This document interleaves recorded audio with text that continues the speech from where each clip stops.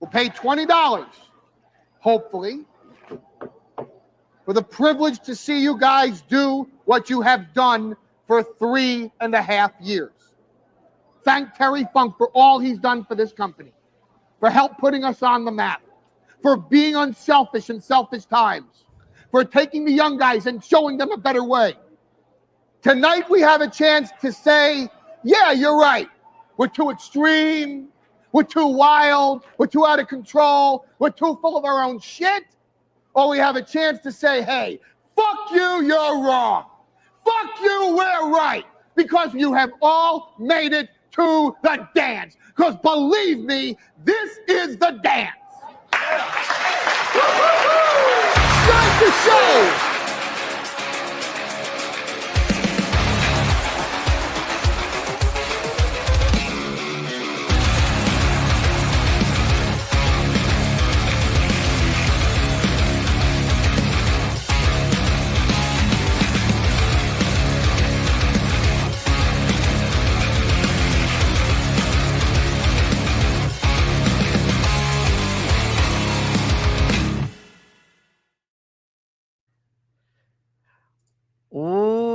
Welcome.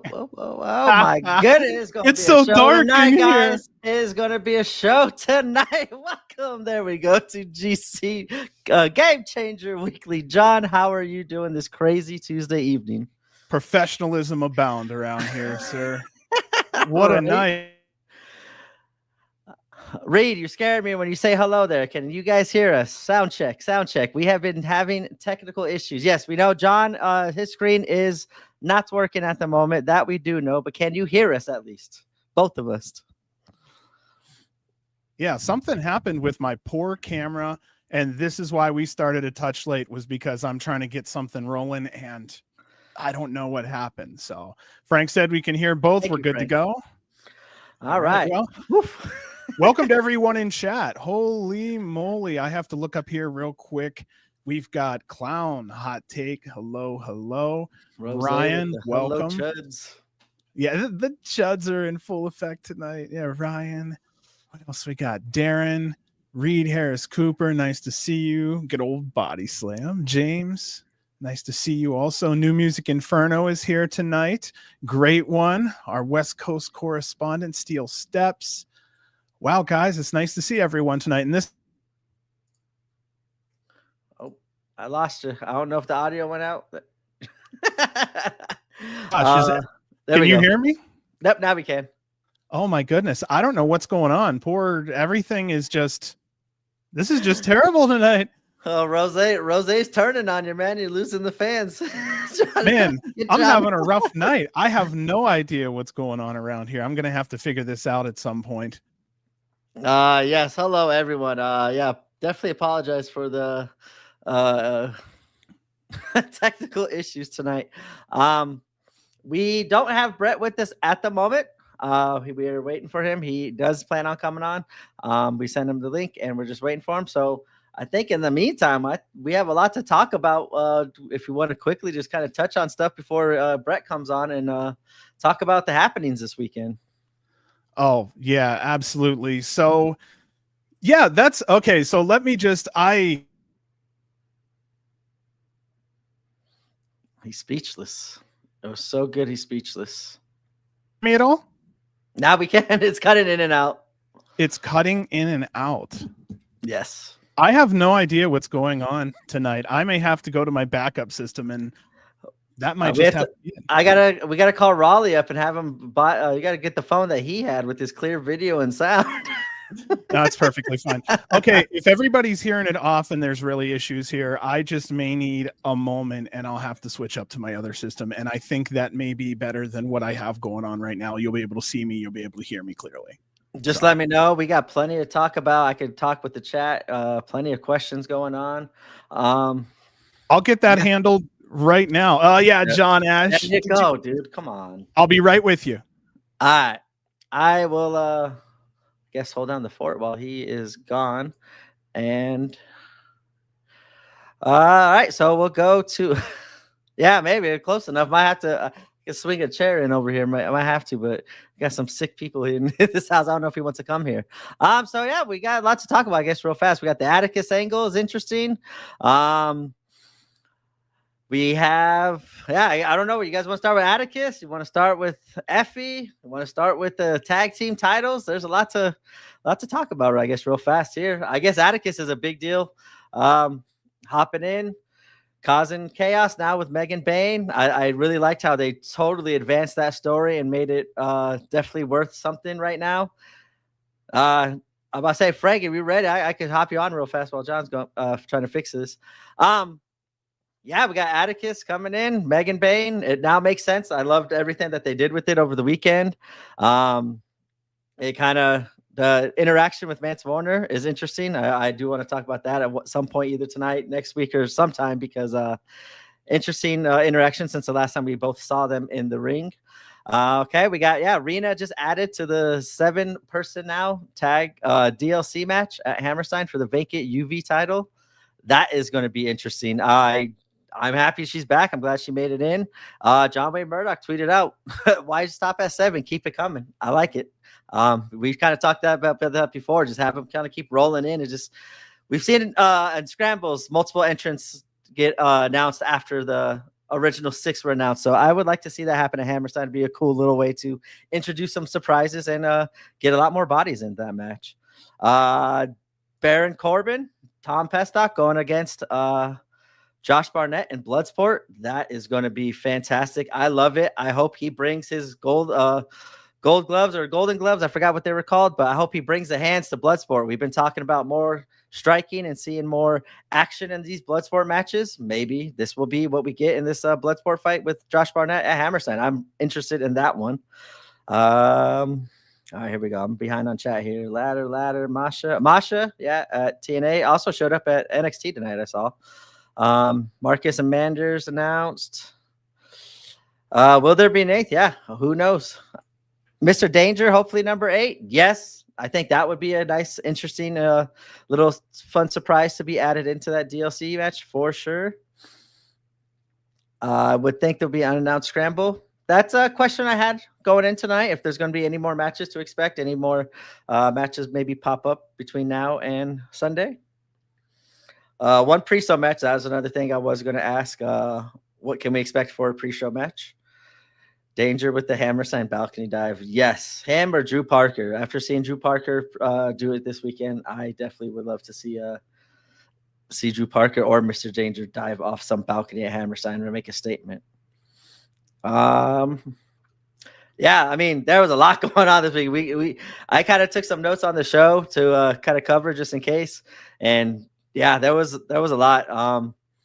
I love the ending of how it ended up going with a kind of chaotic ending and Alley Cat standing over Mance. I think that was good. Effie taking the loss to Atticus was surprising, especially going into this match. The chaos with the tag teams feud, all brawling all around the ring. Do I know anything about the pre-show? Oh, okay. Let me switch that. John got out of here. All right, here we go. Let's see if I get the other logo up real fast. All right, we're just trying to switch up to here. Sorry, guys. Yeah, technical issues. We're trying to hold off here, see how long it takes. All right, go back to there. I guess we got just me for right now. Anything about the pre-show? No, I don't know anything. I don't know anything about Hammerstein. We were all going to try to see how much information we could get tonight, what to look forward to. We all also were going to kind of touch upon last Hammerstein show.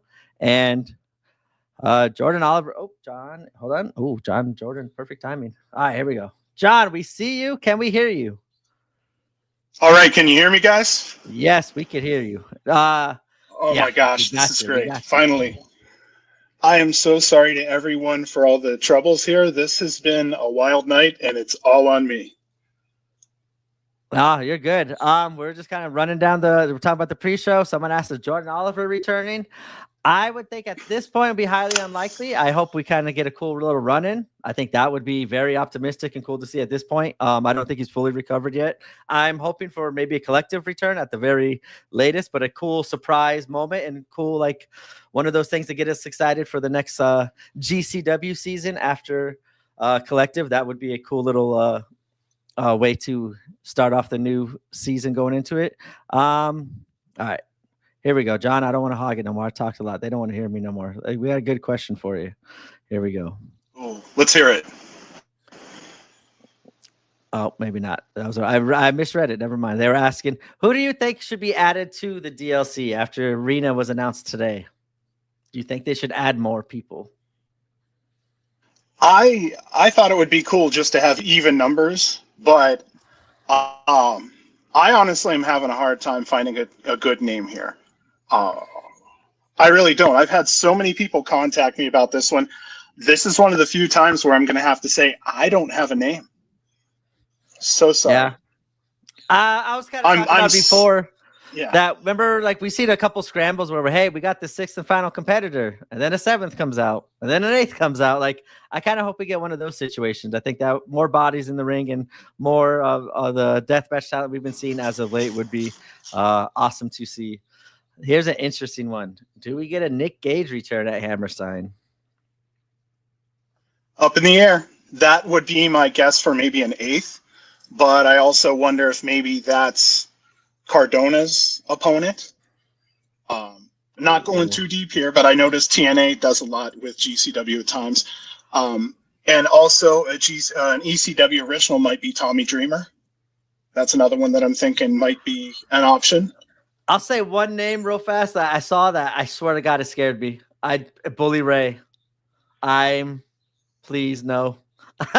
I say why not? I'm into business. Whatever's best for business. Full match, yes. If he's there and puts on like a match, I'm cool with that. But I mean, Tommy Dreamer's the one I would love to see. That kind of makes more sense than Bully Ray since he kind of helped Cardona out. And Cardona is in the GCW universe, still technically a heel, even though he played face in Ring of Honor. Yeah, Tommy Dreamer, that was a good pull there. I did like that one. Another idea might be Nick Nemeth, just because he's also over there, and they seem like natural dancing partners in this sense. No, yeah. I mean, we kind of got it in LA. I think that was like Nick Nemeth's like swan song and like warm up before he starts doing all the other bigger shows that he was doing. That would be a fun name though to see pop up for sure. We see here with Mikey Whipwreck, then Guido, never got the Guido hype. Sabu, yeah, if we get Sabu this time. Microman and Maki, yeah, Microman and Maki still don't have matches. Interesting. So just a little side note, I counted 27 talents on the kickoff show for the original Hammerstein show and 28 on the main show. So that's 55 performers 3 years ago. I'm kind of curious as to how many there will be this time, but I have a feeling 55 plus or minus 10 isn't going to be too far off. Good catch here, Reed. I didn't see this. Nick Nemeth did do the eyes emoji to Cardona when he asked for somebody to show up at Hammerstein. Bingo. That is it. I like that one, Clown. That one is a good idea right there. All right. So that is all for the questions. As the man himself, Mr. Brett Lauderdale, let me get you in here, sir. And sorry, we're having technical difficulties. And welcome. There we go, Brett. I'm here. Thank you for joining us. Oh, thank you for having me. It's a big week. How you doing tonight, man? I'm good. I'm good. I'm ready to wrap up this road, you know? Dude, you got to be feeling great. I'm feeling confident. That's great. Confidence. I think after these last weekend shows, definitely a lot of momentum heading into Hammerstein, and I think a lot of fans are very excited and wondering what is going to happen in New York City on Sunday night. Yeah, no, definitely. I feel like this past weekend shows definitely went well. Definitely planted a lot of seeds, built some momentum, and I actually feel like not just this past weekend's shows, but the last month or two, I feel like there's been a definite, there's been a definite direction and some momentum building the whole way, and I feel like this build has been pretty good. So then I want to kind of go back just a little bit towards the beginning, we'll say, somewhat. Where did the original idea for GCW to wrestle at the Hammerstein come from?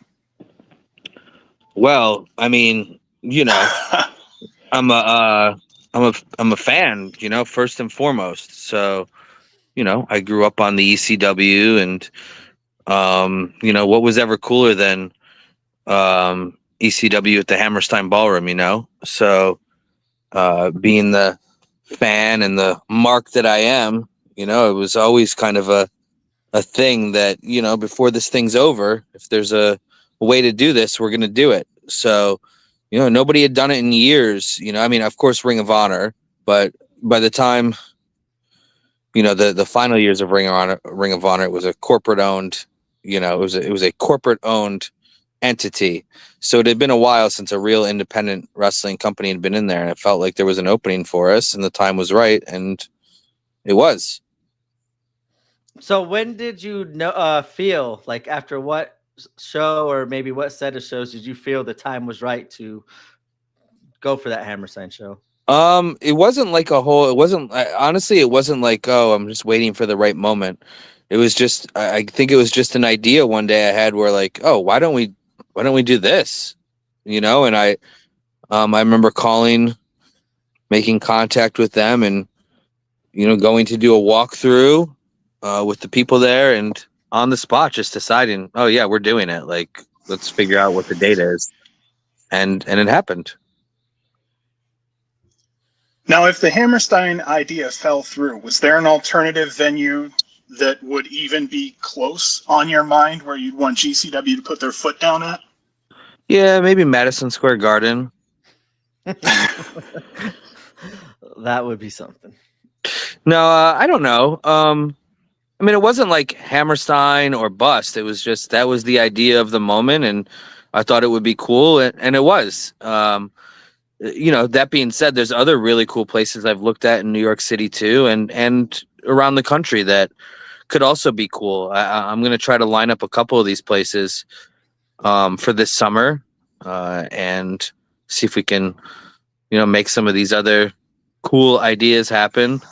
But I mean, it wasn't like a Hammerstein or bust. It was just like, we're going to do this because we can.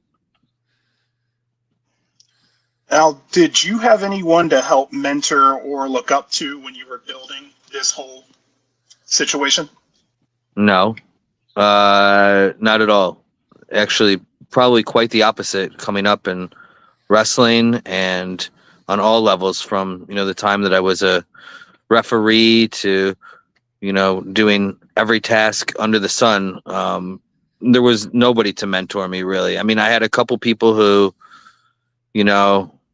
I could go to and, talk, I don't know, I guess consider friends, but nobody ever believed that I could promote anything or do anything, that I wanted to do. So, there was nobody like really guide. By the time people wanted to guide me, I didn't need their help anymore. I had already done it. Everybody wants to be your friend and, lend a helping hand, when you no longer need it. So, it's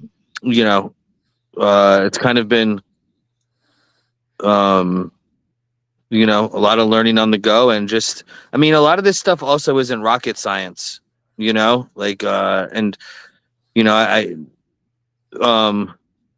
not some super genius here. It's wrestling's not rocket science. A lot of people make it out to be a lot harder than it is. They over analyze everything and whatever, so I feel like, I don't know. I just, maybe, I don't know. It's not that hard. There's just a lot of idiots doing this.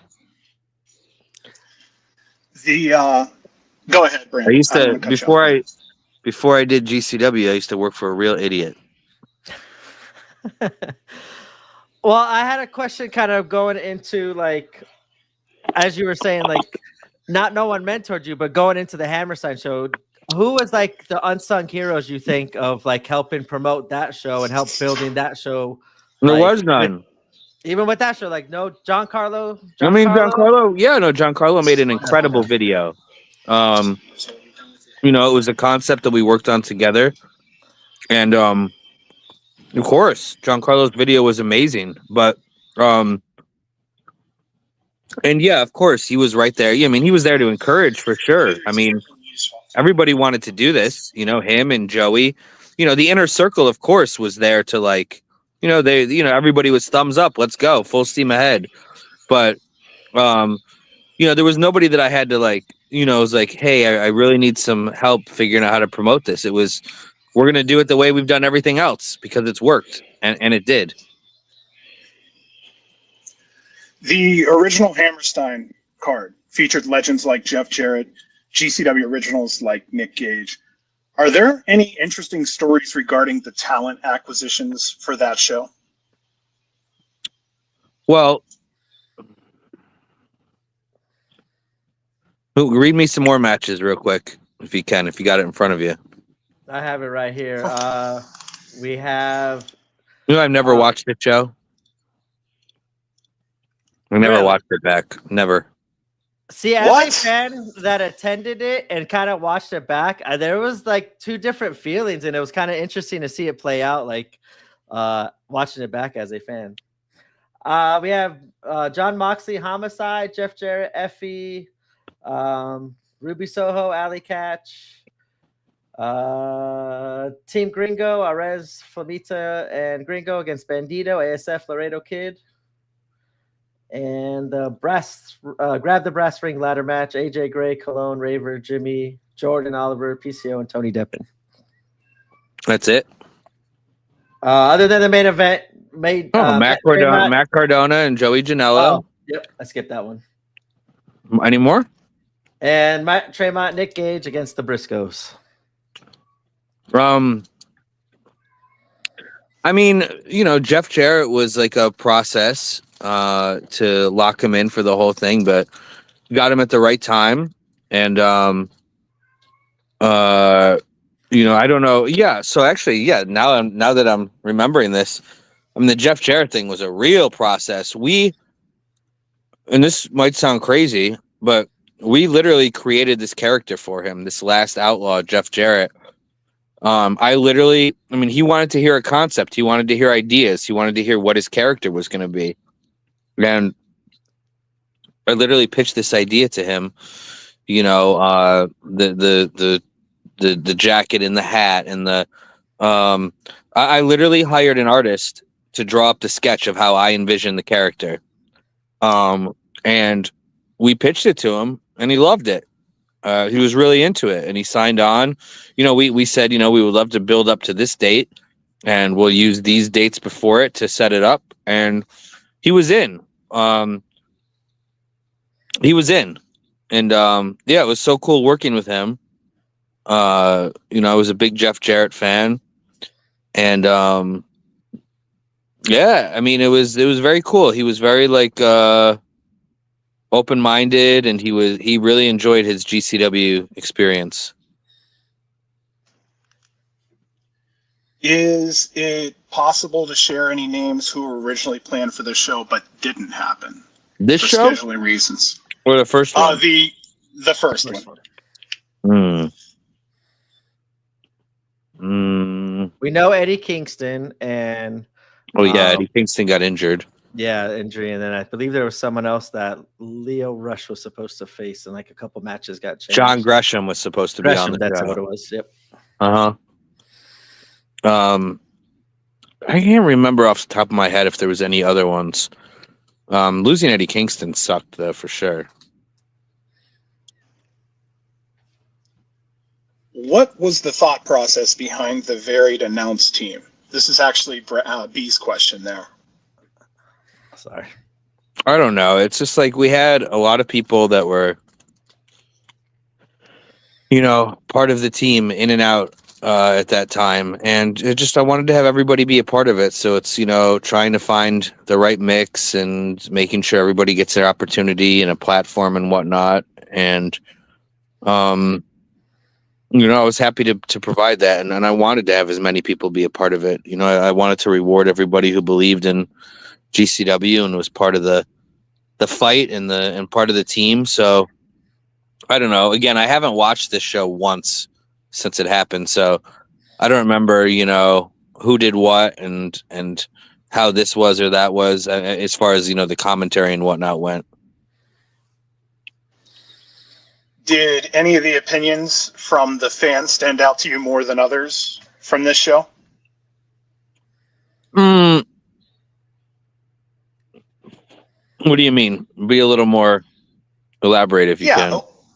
Well, what I'm saying is let's just say you felt that match 6 was great, and fans went online and said, match 6, I didn't really like it that much. It didn't connect with me for reasons 1, 2, and 3. Did you find anything like that where you felt like you maybe had knocked it out of the park and you found out that perception was, different because tastes are different? Yeah. I don't know about any individual match in particular, but I had felt like the show was pretty smooth, in that all things considered, I thought that it had gone very well. Of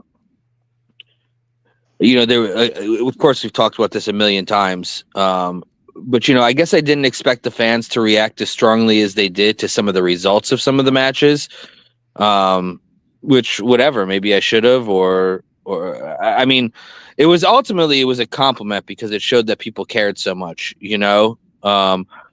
One of my philosophies has always been, wins and losses are, matter, but only to a degree. The most important thing is having an entertaining match and, giving the people something, giving them a show.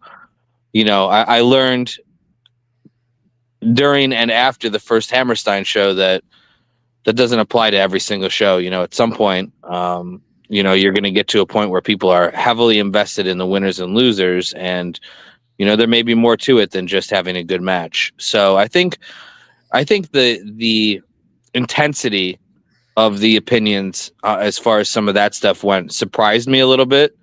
And I think it may have formed. It may have that may have led people to form, opinions on the show in its entirety that that I didn't see coming. So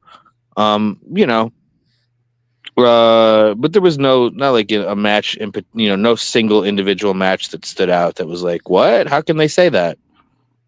Yeah. Last question, I swear, about the original Hammerstein show. Looking back, let's just say you close your eyes and you're picturing what you remember from the show. What mental image do you have there? Oh, I mean, for me, my memories are still, my memories are 100% positive, and I do remember when the show went live on the air and I was standing, at my little station back in the corner of the stage and seeing the place completely full. I definitely, I got very emotional and shed some tears as the show was going live, because it was just, my mother was there, and my stepfather was there, and just knowing like how far I had come, and knowing, just, I guess everything just hit me all at once. I finally had a second to just look and see what was going on. Seeing, a record-setting crowd there, everybody excited for that very moment, and knowing that nobody believed it was possible except me, and being able to just, that was like my moment of, did it, motherfucker, and it definitely, I definitely was overcome with emotion at that time, and I'll always remember that. So I wanted to ask you about that speech that you gave at Hammerstein with that red chair specifically, and then also the one you gave at New Jersey announcing that. I don't remember emotions from both. I don't remember. I remember going to the ring with an idea of what I wanted to say, and then, you start getting, I'm not a performer. So, when I get, I always think that I know what I'm going to say, and I think I have it, like, oh, I got it. This will be easy. And then once you get in the ring and you're in front of all these people and you're live and there's a camera in front of you, it's like, fuck, what was I going to say? I forgot what I was going to say. And then sometimes, you just start going in all different directions and whatnot. And, that's kind of what happened. I mean, I do I definitely remember feeling fired up in the moment, and I don't know. You got Mittens out there screaming at you. Right There in was front of all everybody those people. screaming. I mean, I Gotta remember get seeing the Boulevard Bullies standing there in the second row, cheering it on, and so everybody was there, and everybody was in on the moment. So I learned in that day that not only am I not a performer, but I'll probably never be. Well, for maybe some fans that aren't familiar with the red chair and what it symbolizes, can you just kind of quickly go For the over red chair, what that was? absolutely, and I'll probably bring the red chair again. Awesome. I was gonna say. The red chairs came from Game Changer Rules in Howell, New Jersey. And yeah, I mean that was just like it was just kind of one of those things like wanting to bring a piece of our beginnings with us, and I have several of them in my garage, and it was just like, hey, to make sure one of these makes it to Hammerstein, it's just kind of symbolic of our journey and not forgetting where we came from. So, and I'll never forget it. I had just two more kind of quick questions, and I know John said we were done. Any issues that you ran into with the pay-per-view? And I know we kind of also had like the Nick Wayne and Billy Starks issues. Was there any other issues that maybe we haven't spoke about or aren't well known going into that show or right before the show?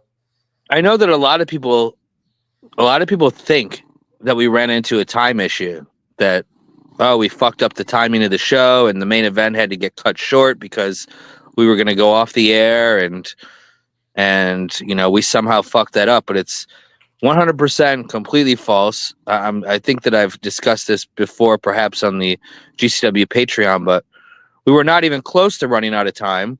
We had a whole another hour, but the issue was with the main event was that Nick Gage was not in good physical condition. He would, at that time, he was coming off an injury and he hadn't been around in some time.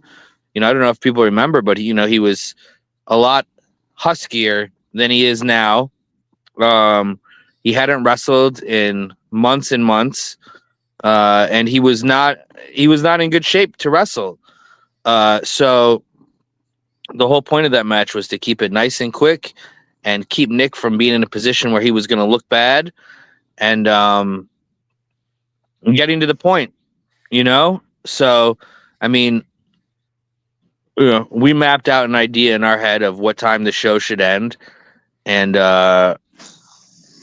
we could have gone for longer if we wanted to, but this is all we need to go anyways. This is what Nick is capable of, and who really cares about the,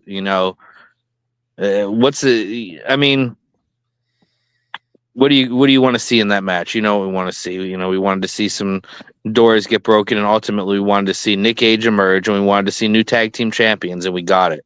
I think we got the best we could have hoped for in that situation. I think you could have ended the show just with the entrance and the song alone, and that would have sent the fans home happy enough without the match. Sure. Like that, hearing that song like Hammerstein, like I literally was like, oh yes, all's good in the world. He's back. So that was a very special moment. All right, I got one last question. And then we have a special guest. Cole wants to hop in. Cole Radrick wants to hop in. Kind of, this is a little superstitious, but with how the first Hammerstein, you had little issues with Nick Gage not being around for the first couple shows, the Mance injury going into the Dickinson injury, Nick Wayne, Billy Starks not being able to form, no Atticus match. And now in this Hammerstein, we also, as of right now, have no Gage, injuries to Jordan, Oliver, Vikingo. We had the Ricky Starks drama in AEW. Do we feel like there's a Hammerstein curse, or do you just feel like that's the GCW way of running Hammerstein, is to deal with all these issues?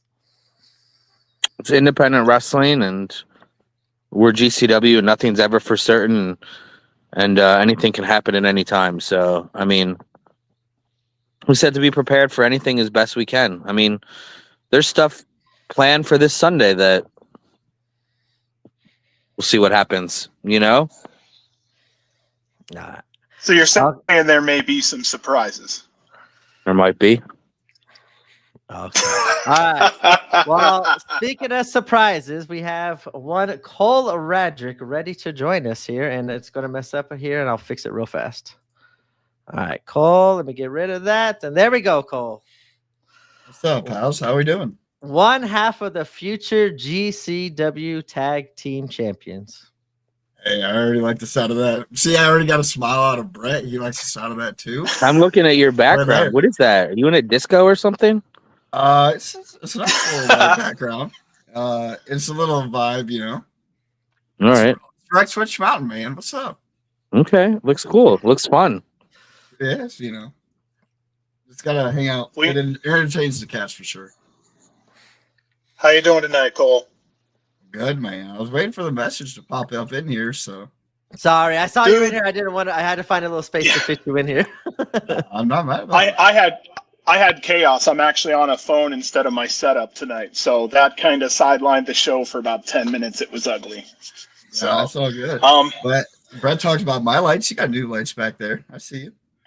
I wasn't. You see, I was gonna say I start talking shit, and then people will actually see my disco lights. I've got like arcade lights going on in the background back here. So. Oh yeah. We did have a question pop up in chat real fast. Sorry to cut you off, John. I think it's pretty interesting, and I'd like to hear Cole's reaction to it. Seeing how you went from campaigning for a pre-show spot at the first Hammerstein to a heavily featured title match from show 1 to show 2. How does that feel? And speak on that a little bit, on the growth of Cole Radrick and the Garbage Daddies. Or silence, or not, maybe not. Where'd he go? That was a question to you. That was a question to you. Question to you, Cole. I'm sorry, Cole. I thought. Come on, sorry, I asshole. thought I was. Hey, dude, chill, dude. You have to. We gotta give you a quick question. Honestly, I thought it was for the Brett that was on me.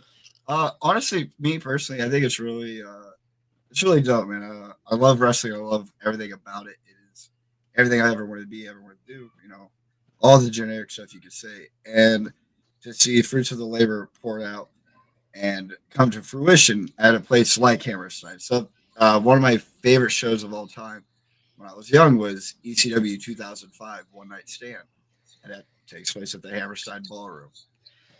And just to, you know, almost 20 years later, say that not only have I wrestled there once, I've wrestled there twice, and in just a few days, I'll also be able to say I won the GCW World Tag Team Championships there with Alec Price and the Garbage Daddies.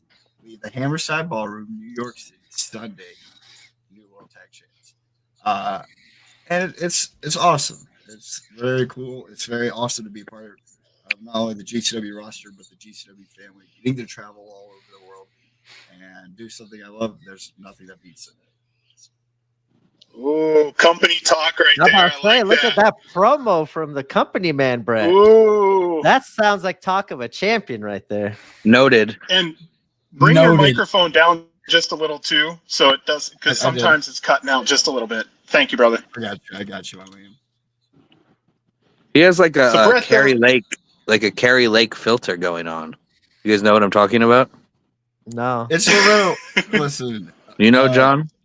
There's a little bit of a mess I could have cleaned up, but the blur helps out a lot. So same goal. I feel you. All right, John. I think all the questions. I do have maybe a couple fan ones here for the original. No, I think we did. No, I covered most of the ones. I think so. Yeah, I think we're good at going on to this year's Hammerstein. All right. Brett, the first event was on January 23rd, 2022. This event happens on January 19th, 2025. Almost 3 years later. Was this planned that way to where you could try to get it almost directly on the day? No. No.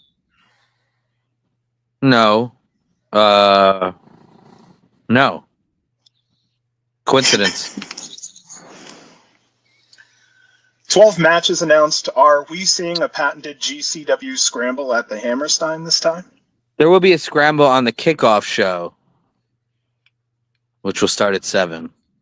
Okay, I was just about to ask how long can we expect the kickoff show to be? So it sounds I'll just tell you now, because everybody keeps saying, how's this all gonna fit? And blah blah blah.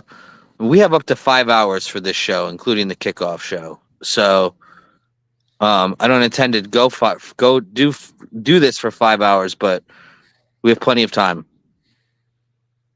Will the And I think it was pre-show be covered. That's YouTube? on. Sorry. Perfect. Yep. Same question. Is the pre-show going to be on YouTube? It's not a pre-show. We don't do pre-shows. We do Okay. kickoff show. shows. Sorry, kickoff show. Yes, there's no such thing as a pre-show match. We do have bonus matches. But yes, it will be live and free on YouTube starting at 7 o'clock. I think the kickoff show broadcast starts at 6:30. Goes 6:30 to 8 p.m. The kickoff show, live and free on YouTube. I want to go back just for a minute. We've sworn we were done with the questions from the original Hammerstein. Cole, you just came in, so I wanted to ask you, if you shut your eyes and you could remember something from that day, could you describe what it was from that original show that sticks with you? Yeah, actually. The thing that sticks out the most is walking out on the stage, making my entrance in the Rumble, and just seeing the sea of humanity that was there. And that is by far the most, like, the largest amount of people I've ever wrestled in front of. Like, a little known fact, like, the attendance for Hammerstein and the population of my town are equal. So that is like me wrestling in front of my entire town. And it's just one of those things that at the end of the day, I kind of just think is me. So just walking out and seeing all those people, and those people were holding, I believe, in Cole Radrick signs, which I do believe Brett held one at one certain point. I do believe there was a photo out there of it, but I'll find it. I don't know. Maybe I get hit in the head a lot more than I remember. But shout out Jonesy. He was the mastermind behind that, and it was really cool of him to do that. Shout out Jonesy. Shout out Jonesy, man. I miss you, buddy. Yeah. No, Rose, I just had a long day. I wish. Brett, fans are asking, are the doors at 6 o'clock for Sunday? 6 p.m. Okay. Does New York State City or the venue have a standard time for this show to stop for the night? That's a great question. I think the curfew is midnight, but I don't. I mean, they don't pull the plug. Like, if anything, they would be like, well, we're gonna have to write that up in our report, and you're just gonna probably get like a warning or something. They're also asking, is there The first show? Sorry. After the first show, we got fined for having beer in the ring at the end of the show. Wow. Which was totally ridiculous. Is there going to be a meet and greet on Sunday? Yes. Sabu will be doing a meet and greet, and then all the wrestlers will as well after the show, down in the lower level, where they did it last time. Sweet. Okay, this is just me. I'm a production guy. Are we going with the classic black and white color scheme for the show, or will there be any addition of color? Great question. What, like in the canvas, or like? I would say overall, the venue has excellent lighting. I think. I was just curious if you're going to use a blue or a red or something to kind of make it pop. Well, in terms of the lighting, I would have to talk to our lighting guy, Matt Baruso. Shout out to Matt, and see what some of our options are. Honestly, a lot of the times that kind of stuff, Matt will have a couple ideas in advance, and then he'll tell me the morning of, do you want to do this or this? I honestly, I haven't put too much thought into that. I mean, I know that we're usually the main rule is do what we did last time. And then if somebody wants to show me an alternate idea, they'll say, do you want to see what this looks like just in case? And then they'll show it to me, and then I'll say, yeah, do that. Or I'll say, let's just stick with the usual. One of the fans were asking, will you be selling those flyers as packs online down the road? Yeah, I've had enough people ask for them where I think, it'll probably be wise for us to put something together. Yeah, I think it's the card collecting crowd for sure. I was just about to say, is there like, can we expect something like that at like collective or like the big shows? Because I even like just as merch, those looked really No, cool. cards are seeing them coming online. back. Cards are coming back soon. Oh yeah. So Go ahead, John. go ahead. No, go ahead, B. You go for it. All right. Well, I just got my one question for right now is from the last show, what do you think is going to make this show different in your eyes, in the fans' eyes, and business wise for you? Well, I think there's going to be, I think there's a different approach this time. A bit of a different approach. I think we are. I don't know. I think this time everybody's got maybe a chip on their shoulder. At least I do. And I don't know that anything's going to be like so dramatically different. I mean, we're going to try to give the best show we can. We're going to give the best presentation and the best production that we can. I think some of the stars are aligned a little more favorably this time. I think we have a little more control over the show than we may have had over that one. So I think in that respect, we probably control our own destiny a little better on this one, or a little more favorably.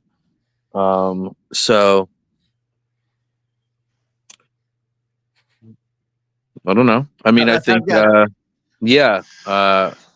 from a business standpoint, this show will not be as successful as the last one was, because the first one was the most successful independent wrestling show of all time, and it probably won't be topped for a long time. It would be, nearly impossible to top that without selling every single ticket and bringing back the pay-per-view and the numbers on the first show will probably go down in history. So what I can tell you though is, I know there's a lot of people out there that were rooting against us and wanting to see this show fail and monitoring along the way, in hopes that there would somehow be a hater's reward at the end of the tunnel. I can tell you that's not going to happen. The numbers today, whether one person watches this show on Triller or not, the numbers they're okay. I never talk business or numbers, real numbers, but I can tell you the gate of this show, the ticket sales. I know everybody thinks that, they gave away X amount of tickets. There was a couple of tickets given away, but I can tell you that the gate for this show is in six figures. There's over $100,000 worth of tickets sold, which is more than any independent wrestling show will sell this year, next year, last year, the year before, 5 years from now, the year after. So, will this show be as successful as 2021 from a business standpoint? No, because that would be virtually impossible. But I can tell you this is a history-making show in its own right. Did you have a feeling, knowing that going in, that might be the result? That it's, of course, even if it is considered successful? Yeah. I knew that it wasn't going to be the same as last time, but I also felt like we needed a challenge, and I wanted to see where we were at, and I wanted to see what the temperature was out there. It's very easy to get complacent. It's very easy to, put things in cruise control. It's good. I've really enjoyed the build for this one in more ways than one. Not just the storylines and whatnot, but having to fucking get out there and fight along the way here and fight against, adversity, and work hard for every ticket that was sold, and work hard for every single person that's going to come in the building on Sunday. You know, it reinvigorated me in a lot of ways, and I loved standing out. You know, it was like 10 fucking degrees when I stood outside on 34th Street outside the Hammerstein Ballroom for AEW. And I couldn't feel my fingers. I could not. It was difficult for me to literally pull flyers off my stack to hand to the next person because I couldn't feel my fingers touching the postcards. But I loved it. It reinvigorated me. I felt like an energy inside me. Like I was freezing, but I wasn't cold. Like I was ready for them to turn the temperature. I was ready for a blizzard to hit me. I would have stood out there, you know. I would have stood out there under any conditions. I enjoyed every second of it.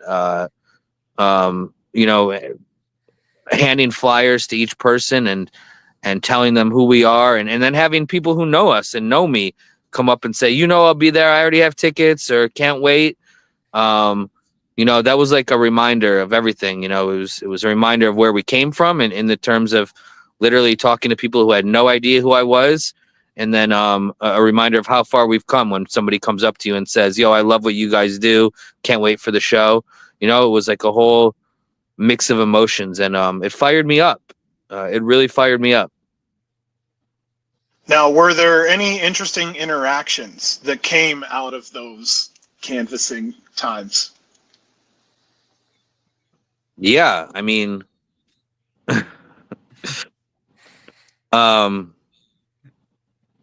well, I should probably hold the, you know, probably the most significant story until after the event on Sunday, just in case. But I mean, it wasn't easy. I can tell you that. Teaser for next week? Perhaps. I mean, it you know, I don't want to upset anybody ahead of our event, but Understood. you know, I mean, it was very eventful, you know, and I think there was a lot of people that didn't like the fact that we were standing out there and whatnot. But whatever. It's I mean, there's so many people that came up and, you know, and just they want to take a picture, and they literally just want to say thank you.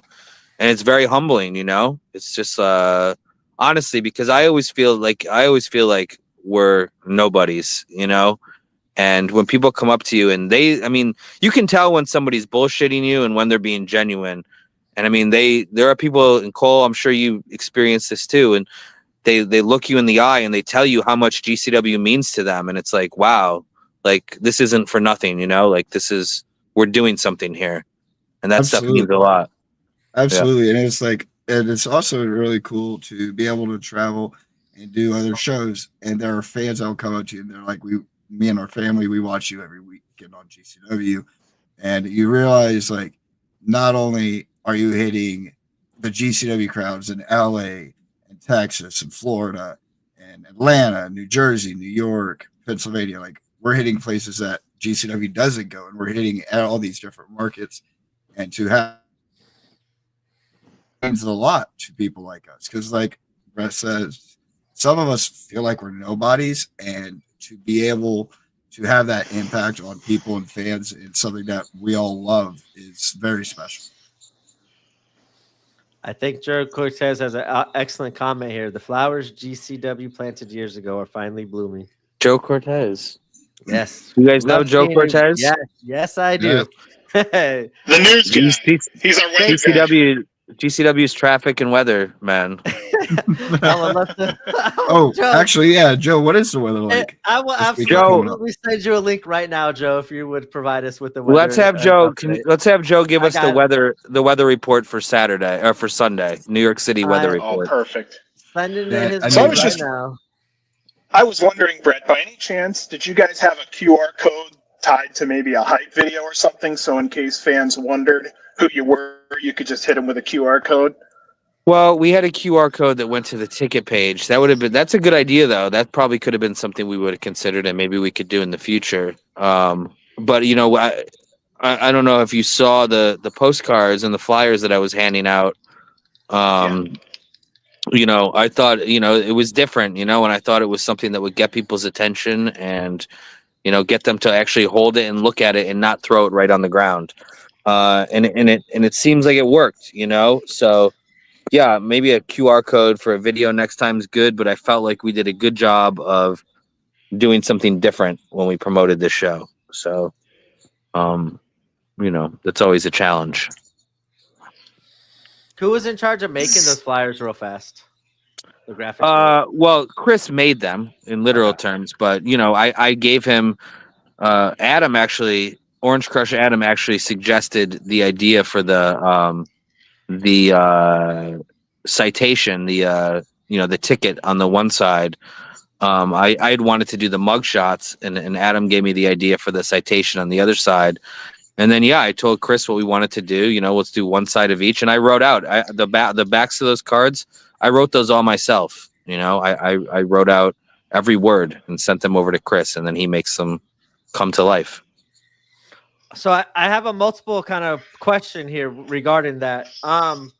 Acknowledging the backlash supposedly and the fans' response to the previous show with your teaser video opening up and for the announcement for this Hammerstein show, and with the not guilty and the cold courts and everything. Like, I would just love to hear the story about the inspiration, how it came about, and the thoughts and ideas, and like that. The whole concept to me was really, really cool. Yeah, I've had this in my head for years now. This video, which I don't know if the person's been revealed, but which the person who made the video made. No, I mean, I just felt like let's lean into this idea. It made for a cool concept. Like, I love the idea of facing criticism, and taking it head on. And when you get criticism like that, just again, it means people care. And, sometimes maybe it catches you off guard or it stings a little bit. But to me, it just meant that, hey, a lot of people cared about this show. Again, I've said before, I am very proud of the show. And I know a lot of the people that were on it were very proud of the show. I don't really feel like we're guilty of anything other than setting records, but I am proud of the show. But yeah, I loved, I thought it gave us a cool little hook. It set up it set up a challenge, let's have a little, for those who didn't think, who weren't big fans of the first one, give us one more try. Let's do it again. And we're up for the challenge. So, the other stuff about the, inmates and whatnot, that's all that's pure GCW, so it was a good fit.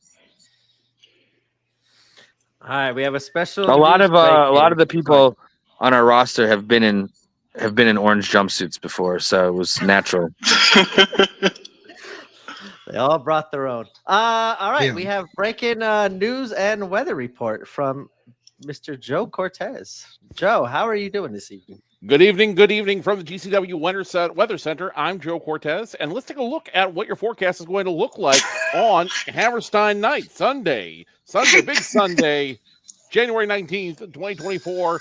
So what we're looking at weather-wise, it's going to be a cold night. You're going to have some precipitation coming in the night before, and the cloud cover is going to hang out and stay over the entire area. So 34th Street, it's not going to be pleasant. 6 o'clock at door time, expect a low of around 27 degrees and just continue down from there. Bundle up, because the time we get out, it's going to be maybe around 20 degrees. It's going to feel real cold out there. So bundle up, bring warm clothes, and enjoy the show as long as you can, because you're not going to want to leave after how hot this show is going to be. This weather update brought to you by GCWmerch.com. Joe, are we looking, what's the percentage chances of precipitation?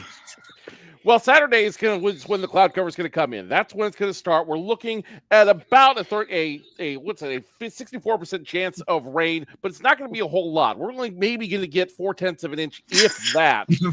Sunday, however, it all depends on what happens with the precipitation. If we get all of it out of the clouds, looking at right now a 46% chance of snow coming in, but it's not going to come in until after the sun goes down. All right. Thank you, Joe. I don't think Joe actually knows anything about meteorology, but he sure sounds like he does. No, I Crush that, actually just honestly. looked this up. I looked up the map before I came on here. So No, I believe that, but you're using really good terms, and sure, it sounds like WCBS 880, weather report. So thank you for that. thank you for having me as always. I'll let you guys in the Joe, conversation. I missed your voice, man. I missed the GCW spaces. I miss the GCW space. Actually, entertaining enough, since we're telling Hammerstein stories, that's the first Yes, time Brett and I please. ever met. We got acquainted each other through the old GCW spaces. Those were a great time. We always had a lot of fun there. And then Brett finally's like, "When are you going to come to a show?" And I'm like, "Well, whenever everything is figured out." And he's like, "All right, well, I'll tell you what. If you can swing the travel, I will gift you 2 tickets to our Hammerstein show." And Dang. I am not going to turn down an invitation like that. I'm not.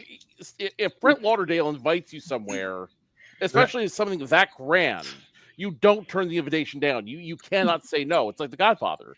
He made me an offer I couldn't refuse. So literally, I had to go that week for another press event in Riverside, California. So I literally went in the span of about 3 days, from Charlotte to Riverside, up to Central Coast, to Dallas, and then off to New York for the Hammerstein show. And that was the first time I got to shake Brett Lauderdale's hand. First of many. First of many, and it certainly won't be the last. Joe, when are we going to come back to North Carolina? Whenever you tell me, whenever you say. All right. Thank you so much, Joe. Thank you so much, Joe, Guys, man. love you guys. yourself a Love the good show. night. Thanks, brother, man. Thank you, Joe. Have a good night, man. That made my night. That voice. I need a feel-good moment. Brett, could you possibly look at that ratty daddy right there beside you? Look at where he was the first Hammerstein, where he is today, and could you tell us what a proud papa you are of Mr. Daddy? Well, no, of course, Cole's definitely come a long way, but I think the important things that Cole Radrick brings to the table have always been there. His to me, the things that stand out most are his heart, his passion, his commitment, his hunger, his spirit. Those are the things that truly stand out to me, and those are the things that he's had from day one.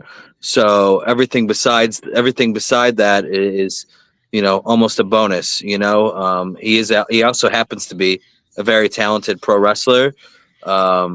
He connects well with the crowd, and I've seen him hang in there with wrestlers of all styles, sizes, shapes, and do it well. So, in my opinion, Cole Radrick is the prototypical GCW wrestler. You're supposed to think. How about that? Thank you, He was crying. He was waiting. I'm not crying. He's All right, let's just chill out. No, that's very kind of you, Brett. Appreciate you. Yeah, that's very sick and appreciated. Very yeah, I did not expect y'all to put him on the spot like that. That was all right, I'll Venmo you the $50, Sean. Thank you. Yeah. 75. We have a lot of questions right now in chat. Will Dave Prazak be back for Hammerstein? So I don't want to put the what's that phrase? I don't want to put the something before the something. What is that phrase? The cart before the horse. The cart before the horse. Dave Prazak is planning to attend on Sunday. There are plane tickets in his name, and he intends to get on the plane. I don't want to go too much into Dave's business because Dave's business is Dave's business, but Dave's been dealing with some health challenges, and he wants to be here with us at every show, but some things are more important than wrestling, and we would rather have Dave we would rather have Dave for years to come than need Dave to be at every show right now at risk. So Dave knows that whether he has to take 2 months off, 3 months off, or 2 years off, his spot is secure. He's an indie wrestling Hall of Famer. He's a GCW Hall of Famer. He's everything in between, and it's not the same without him. I'm hopeful, fingers crossed, that he'll make it to New York on Sunday. He intends to be there, and we'll send positive vibes his way that it works out. Let's fucking go, Dave. That's fantastic news. Yeah. Fans have been asking left and right. We've heard it on this podcast. Everybody has been waiting for our beloved Hall of Famer to come back as soon as possible. I want to kind of switch for a minute and just ask you, since you're redoing the Hammerstein Show, I was curious, have you ever considered going back to the 2300 arena and remaking history there? I'll be honest with you about a couple of things. Well, first of all, the 2300 arena, or the ECW arena, or the New Alhambra, as it was called, in the years that I worked there as a referee for CZW, it's not the same now as it was back then. It's not the same in any way. It's literally, when you walk in, there are times where it doesn't even look like you're in the same place. And that's not an insult. That's just a testament to how they've had to evolve over the years. And, for the people who don't know, that's not a wrestling arena. That's a venue that happens to have wrestling in it sometimes. Roger has taken that place to the next level, and he's made it a real event space. I remember in my day, let me see if I can get the quotes on there. In my day, they had 4 events a month, or 5. They had however many Saturdays there were in a month. That's how many events they had, because the only thing that was in there was wrestling, and in a lot of cases it was shitty wrestling. So, I would like to go back there someday, but it's not like on my it's not urgent. It's not an emotional thing, in that I don't consider it to be like home or anything like that. And quite frankly, sure, I would like to do it again, just because people always ask. But no, I don't know that they're ready to roll the red carpet out for us anyways. So I think they have their fix of wrestling, and I don't think that they're looking to host us or anybody else anytime soon. I'll go ahead and ask, just because. Sorry, B. Is there a new mountain after Hammerstein, or should we discuss that after Hammerstein? Yeah, Madison Square Garden. That. No, I don't know. You heard that, Cole? Yes. No, I'm also realistic, and Look and point at the sign. I have 4 kids and a wife and a dog, and my goal is to provide for them for the rest of my years on Earth and the years after. So I don't want to lose my family's house by having a show at Madison Square Garden. But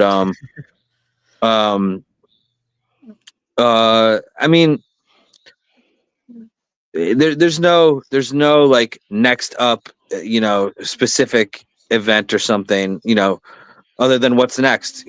After Hammerstein, up next is the Collective, and that's just period. That's the next hill. This year's Collective is not a cakewalk. This is going to be another challenge that we have to work hard for.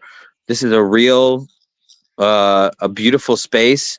It's an expensive venue. It's a real resort. And we're hosting real shows. So my hope is to fill up the Pearl Theater at the Palms in 3 months. 4 months. 3 months. God damn. 4 months. Man. 3 months? 3. Probably 3 at this point. Yeah. Oh, April 20th, right? Yeah. Something tells me Las Vegas is going to be electric. Hey, yo. We have an international crowd in town. It's going to be beautiful. Yeah, we're in your area, John. Yeah. Anytime anybody needs to ask me about a restaurant or something like that, or say what's hi, your favorite I'm always Las around. Vegas restaurant, John? I'll go nice and simple. there's a place in town that's like they're voted as the best pizza every year in Las Vegas. I'd say Metro Pizza. B lives only a couple minutes from me. What pizza do you like, brother? Or what restaurant do you like? Well, pizza, I like Carmine's Pizza. For restaurant, I'd say Juan's Flamin' Fajitas is like a Mexican joint with bomb fajitas, really good. Where is that? Oh, dude. Kind of. We'll have to show you. Yeah, it's away from the Palms.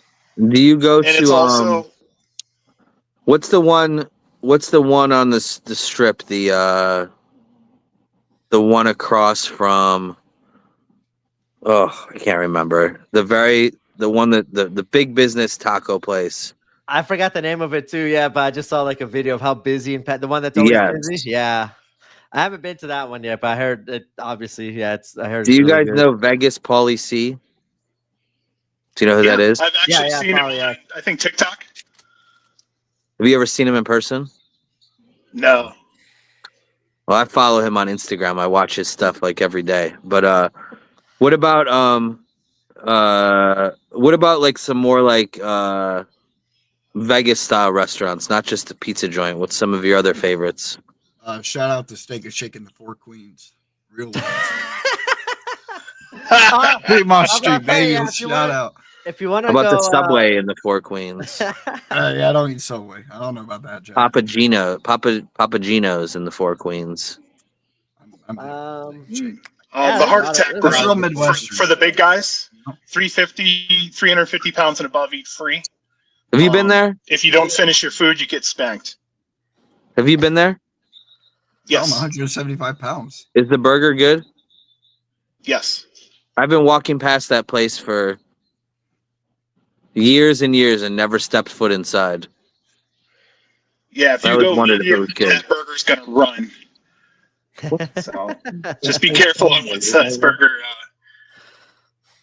B, was there any others you can think of? I know there's So like there's a I place always where go steak- to when I come to Vegas, I always go to Herbs and Rye because it's open till 3. I can get a steak after the show, or if I fly in late. Usually, when I fly into Vegas, I fly in late at night, so it's nice to be able to get a top of the line meal late at night, and that's Herbs and Rye for me. I go there almost every time I come to town. Have you guys been there? I heard about that place. I haven't tried it though. Phenomenal. Have you ever been to Primal Steakhouse? I No, I have never heard of heard of that that place. I have yet to go there once. Is it good? Very good. Yes, it's awesome. Primal. God, where else have we gone a lot? What are some of your other favorites? What do you guys like for have you guys been to the new Peter Luger's at Caesars? No. No. Are you That's- guys even from Vegas? What's going on here? Okay, so we'll just go ahead and let you know now. Vegas people don't do the tourist things. And even when we go to gamble, we don't gamble at the Caesars. Where do you That's go? where they're trying to make Samstown? money. South Point. Palace Station? No, like Red Rock, Yeah. Green Valley Ranch, places like that are about. I've heard 15 Green minutes Valley off the Ranch. strip. I've heard Green Valley Ranch is beautiful.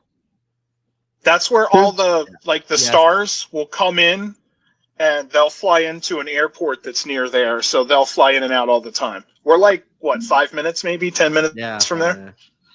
Yeah, it's nice. Henderson's nice, man. Henderson has good schools I too. love Vegas. Yes. I'm 1 block away from middle school here. Yeah, it's really nice here. A lot of people, like if you're looking for late night food, a lot of people hit the local Mexican joints. They have burritos that are the size of your arm. What about what's your favorite of the Vegas buffets? Or are you going to tell me you never go? I'd actually have to ask. I'd have to ask my wife. All right, the answer What is was the that one? Bacchanal buffet. Oh, at that's out of my Caesars. price range. I haven't been that Well, it much, is. but You yeah. wouldn't go. You wouldn't go. You know, it's a special occasion place. Yeah, absolutely. But listen, if you're ever gonna get your money's worth, $85 or whatever it is these days, you're gonna get it there. All right, crab legs, endless crab legs, not just bullshit Chinese buffet crab legs. We're talking about real crab legs, Authentic top crab legs. real, fresh, thick, fresh, big crab legs, top of the line, prime ribs, steaks, everything, sushi, anything you could want. The Bacchanal buffet has it, and they have it top of the line.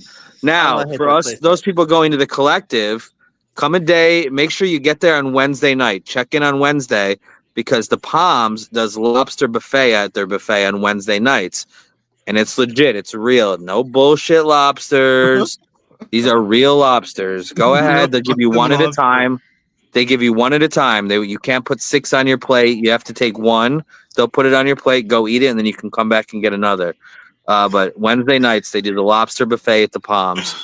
Very good. And then the other really good one, which good luck getting a table, but the buffet at the Wynn also That was mine. top of the line. Yep. But Yeah, I I'm seeing recommend other that. buffets.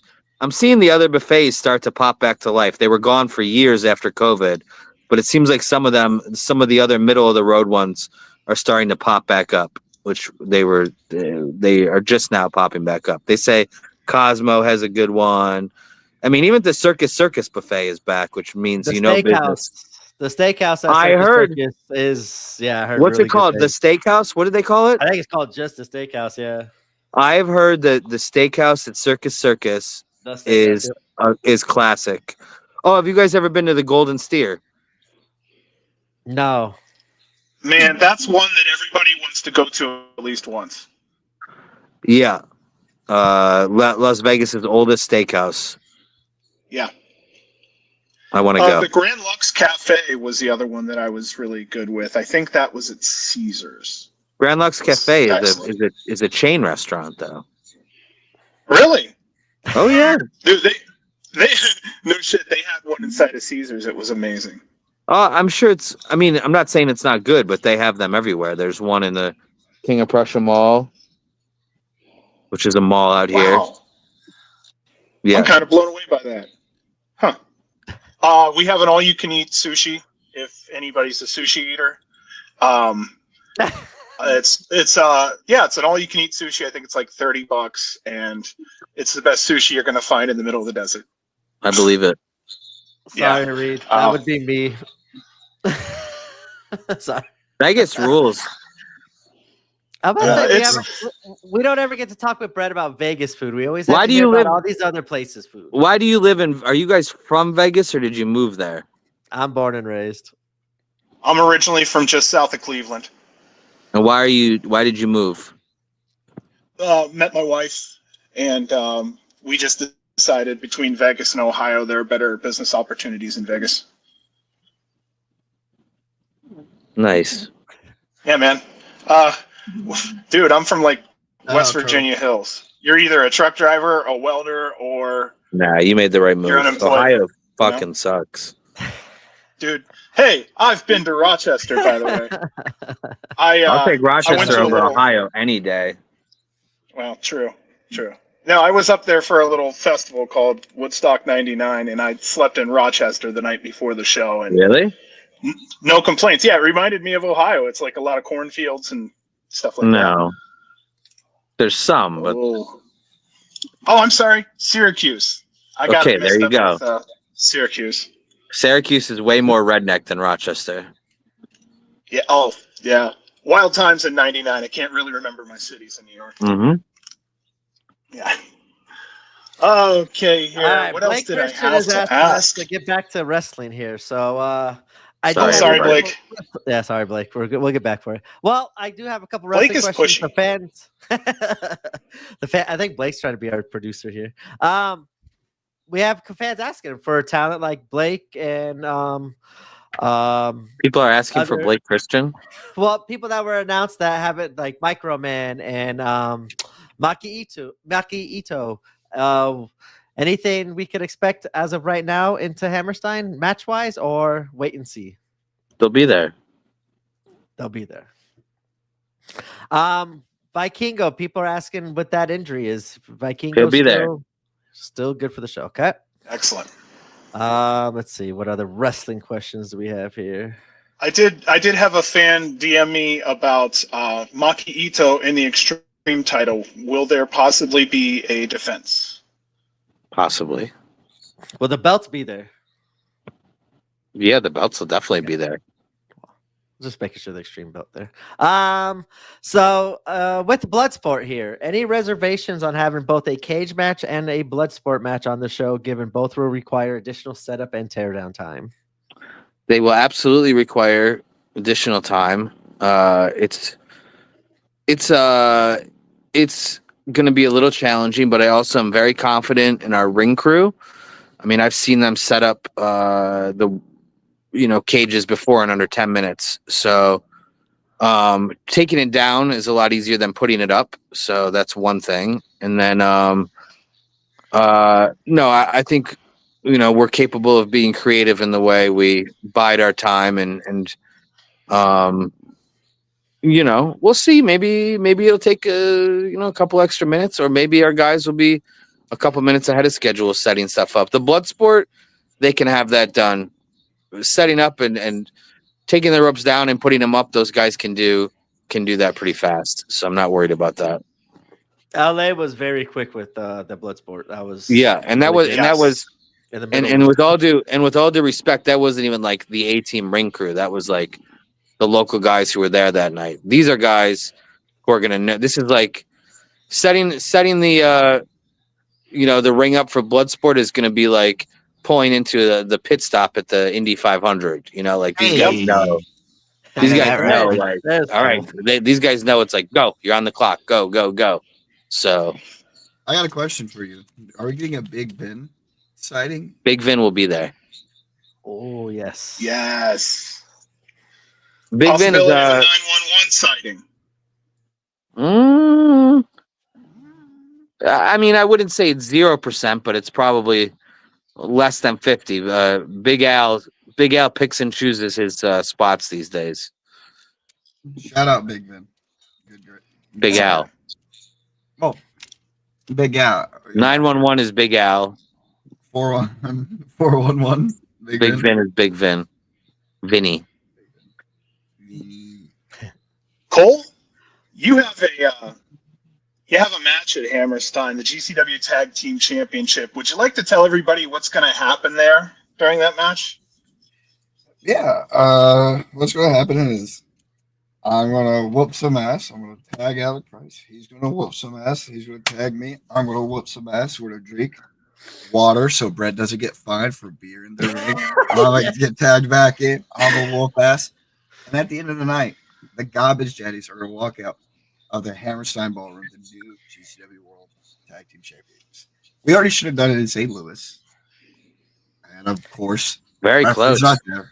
Very close. Could have happened. Then Violence Forever is forever. He keeps attacking us from behind. He keeps trying to get the upper hand.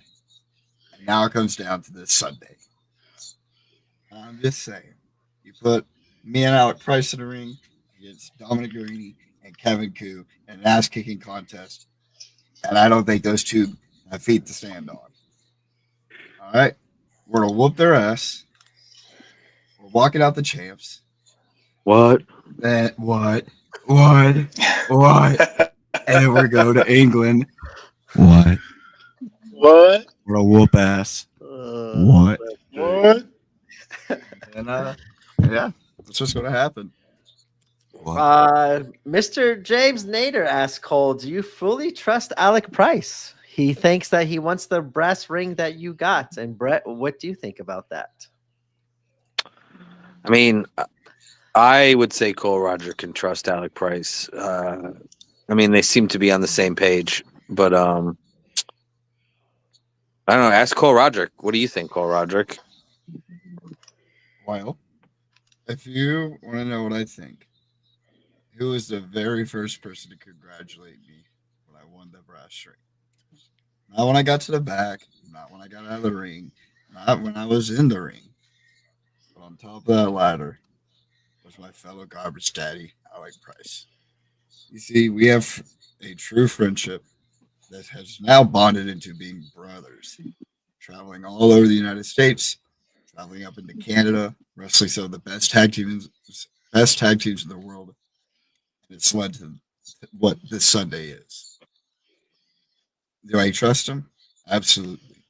Because that's what a good tag team is, and that's what a good brother does.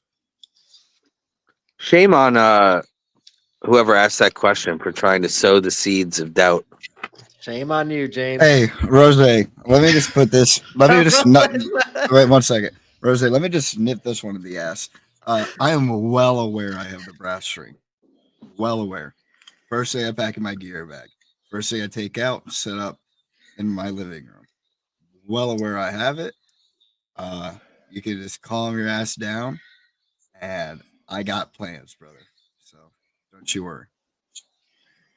No, I John had a fan froze. just There we go. ask. You're good, John. You just froze on their video. That's all. Or maybe his sound too.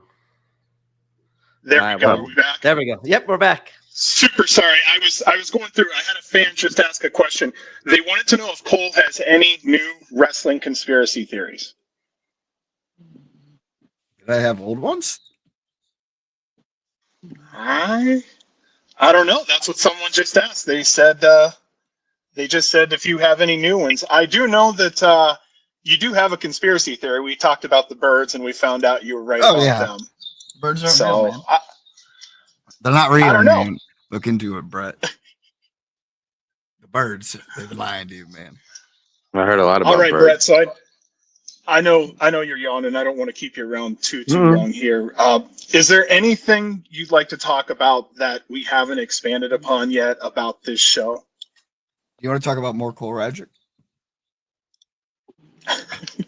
Don't That push was your a luck. genuine smile. That was Don't a push genuine it. smile, pal. Don't push your luck. No, I'm just I'm excited for the show. I'll be thrilled when it's over as well. You know, this has consumed my life for the last 3 months, you know, in ways good and bad. And you know, it'll be nice you know, hopefully at the end of the night to be able to you know, as we go off the air to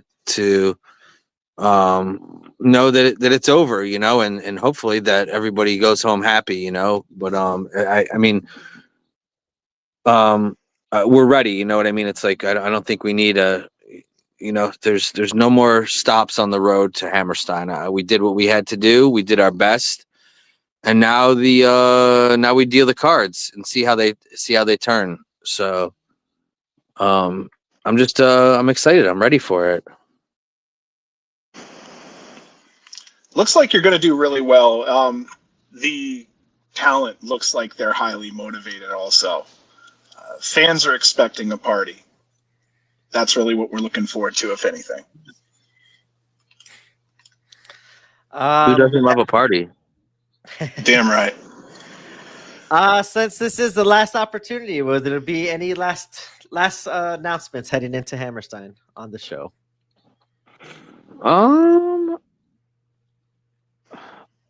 Well, I mean, we sort of already announced the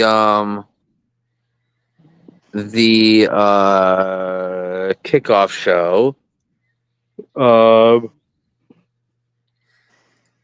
Let me think of what else. I don't know. Let's see.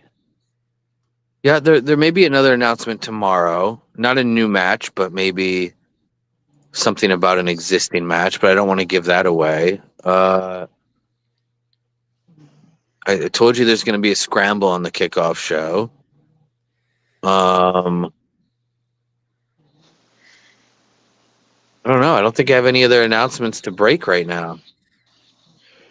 Oh, I do have a question. Do you expect that we'll have a name announcement for Cardona's opponent, or do you feel that that will be something will be discussed day of?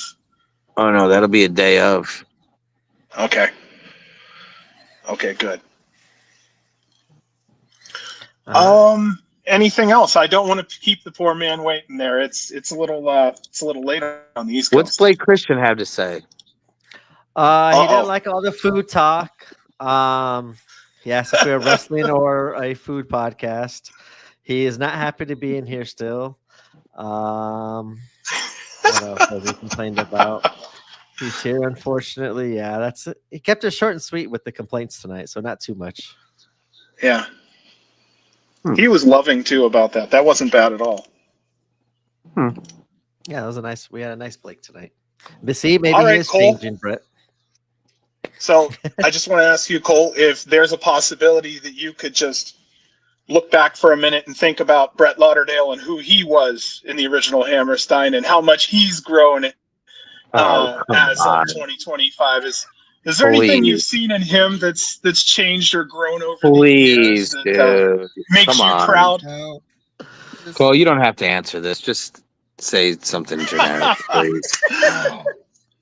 Something Hey, I had to do it, man. No, Oh. Brett works real hard. Really loves his job. Wakes up every day with a smile. Comes in, cup of coffee. No, I'm kidding. Honestly, How do you know how I wake up? calm down, dude. Honestly, if I can remember one specific thing, and honestly, I think it's the cover photo for your YouTube thing. Well, we talk about moments from Hammerstein, and it's Brett sitting in the ring in the chair with the microphone, taking it in, and it's. I try to understand and see things through other people's eyes, and to grew up. Right, I knew he started in wrestling as a referee, and like being a referee is a very thankless job. And it's a lot of dealing with a lot of bullshit. It's dealing with a lot of egos. It's dealing with a lot of people that automatically think they know a lot more than you, no matter what you've been, what you've done, what you've gone through. And so to go from a referee to starting a promotion in Howell, New Jersey at Game Changer World to running the Hammerstein Ballroom, which is such a coveted event, and then to see that him take it in, that's one of those things where I was like, it's something so special to him. Like that's why it's so special to me too, because I have my own journey that led to that moment, and to see Brett going for it again, and seeing the angle of the guilty, seeing the way we're approaching it, seeing the way we're attacking it, seeing the way we're approaching Hammerstein on Sunday, it's motivating. Like he said it best. Like everybody has a chip on their shoulder. I had a chip on my shoulder going to the first Hammerstein because I wanted to be a part of the show, and it took a whole online thing to get on it. I got on it. Now this one, I'm announced on the show. Like it's taking leaps of faith and going for it, and it inspires the rest of us to do that. So just constantly grinding, and since those Hammerstein shows, we've been to Mexico, we've been to Canada multiple times, we've been to England, we've been to Japan. It's constantly growing together, and it's awesome to see what all we've done, and to be a part of the journey is pretty cool too.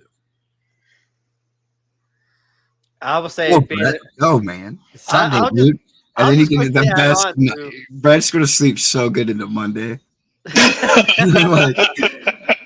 That's not. Yeah, we might. I doubt that. There's always too many people that message him. Like honestly, There'll be somebody at 6 a.m. saying, "How do I get to the airport?" or "I missed my flight." Brett, where's my hotel room? I just want to say, as a fan, being there, flying from Vegas to Hammerstein just to see that show. Yeah, that speech was something that was goosebumps, motivating, and it was just cool to see that passion and the energy that you had for that first Hammerstein, and to see, as you were just talking about earlier, what you plan to do on this one, and that energy and motivation too. I'm very excited to see what's to come from this second show. Same. Thank you for your time. I think that is all. Are all the questions, John? Yeah, absolutely. I don't want to keep him around too long. Just, like I said, it's almost 1 a.m. on the East Coast. Yeah, it's 12:41. Yes. One last request. Blake says he has no chip, and everybody wants to see Blake. And go to Sapphires after the show. Blake. All right. Here we go. Thank you, Brett, so much for your time, and we can't wait to speak with you next week and hear about all the success of the second show. And thank you, Cole Radrick, for stopping in and keeping us. Bye, buddy. I'll see you, Brett. Produce the show. Bye, Brett. Bye. Bye, Brett. Bye. Bye, Brett. Bye, Cole. See you later, everyone. Have a good night.